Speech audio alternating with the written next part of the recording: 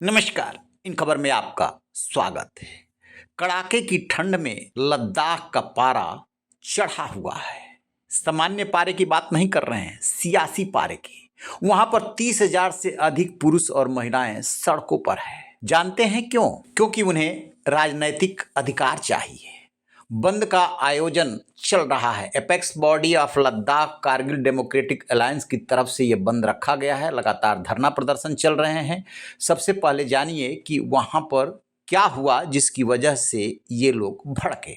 दरअसल 5 अगस्त 2019 को भारतीय संसद ने संविधान के अनुच्छेद 370 को निरस्त करते हुए जम्मू कश्मीर को मिले विशेष राज्य के दर्जे को खत्म कर दिया था।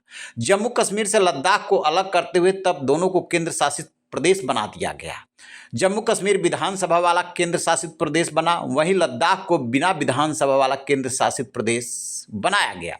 शुरू में इस विभाजन से लद्दाख की जनता खुश थी कि शायद उसके अधिकारों की रक्षा होगी, भूमि और आजीविका मिल सकेगा, लेकिन ऐसा उनका मानना है कि हो न सका। लेह और कारगिल के निवासियों ने अब अपने को राजनीतिक रूप से स्थापित करने के लिए हक मांगना शुरू कर दिया है और इसीलिए वो लोग निकल आए हैं सड़कों पर। पिछले दिनों इन्होंने गृह राज्य मंत्री नित्यानंद राय को एक ज्ञापन भी दिया था। दरअसल इनकी 3 मांगे हैं। पहली मांग, लद्दाख को पूर्ण राज्य बनाया जाए। दूसरी, संविधान की 6ठी अनुसूची यानी 6 शेड्यूल को लागू करना। 6ठी अनुसूची के तहत जनजातीय क्षेत्रों में स्वायत्त जिले बनाने का प्रावधान है। लद्दाख में भी कई तरह की जनजातियां रहती है, इसलिए ये मांग उठ रही है। तीसरी और आखिरी मांग है कि लेह कारगिल जिलों के लिए अलग संसदीय सीट दी जाए।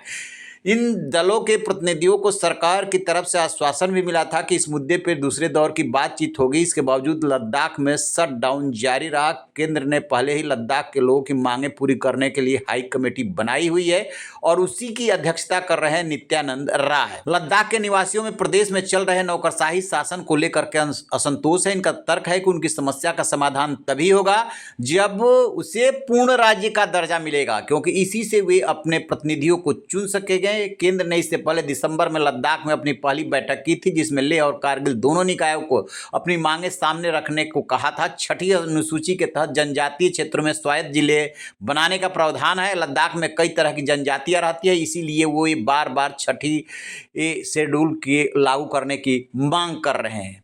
शिक्षक हैं, पर्यावरणविद हैं और 3 इडियट्स जो फिल्म बनी थी वो इन्हीं पे आधारित थी। नाम है सोनम वांगचुक। ये वही वांगचुक है जिनसे प्रेरित होकर के ये फिल्म बनी और रैंचो का किरदार बनाया गया था।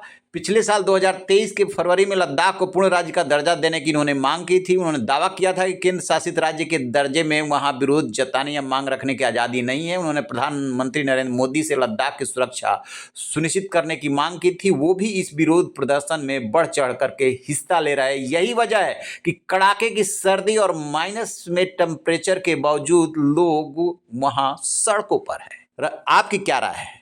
रहिए ना बेखबर, देखते रहिए इन खबर। Thank you.